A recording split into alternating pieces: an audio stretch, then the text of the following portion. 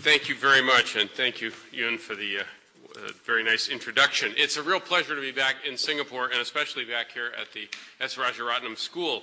I've been associated with the school, I think, for about 10 years now, and it's been really quite remarkable watching it grow in size and stature and prominence over the past decade. It's really been quite impressive.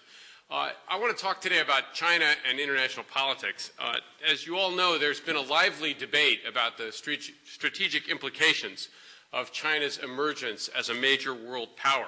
Optimists tend to think that any rivalry between the United States and China isn't really inevitable, that there are lots of reasons for the states to cooperate, that careful diplomacy, growing economic interdependence will lead to a constructive partnership. Those of us who are more pessimistic, or I might say more realistic, tend to think that serious rivalry is going to be hard to avoid. We don't think that war is inevitable, but we do think there's a potential for serious security competition between the two states in the years to come. And how all this is going to unfold depends in part on what China does, second on how the United States responds, and then third on how other countries in Asia react as well. And it's those three issues that I want to focus most of my remarks on today.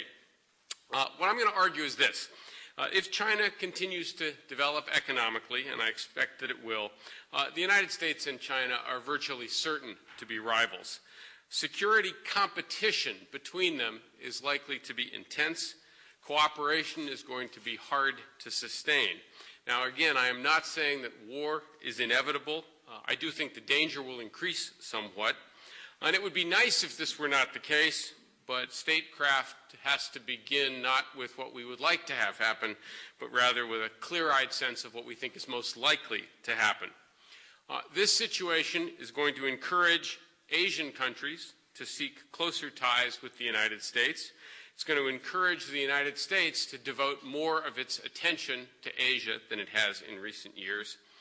But, and this is the last set of themes I'll talk about, maintaining an effective set of alliances in Asia is not going to be easy, and it's going to require some pretty intelligent leadership and diplomacy by Washington, but also by its various partners here in Asia.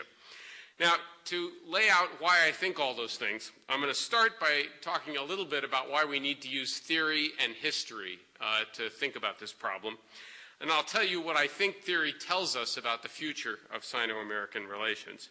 I'm then going to talk a little bit about how I think countries in Asia are going to react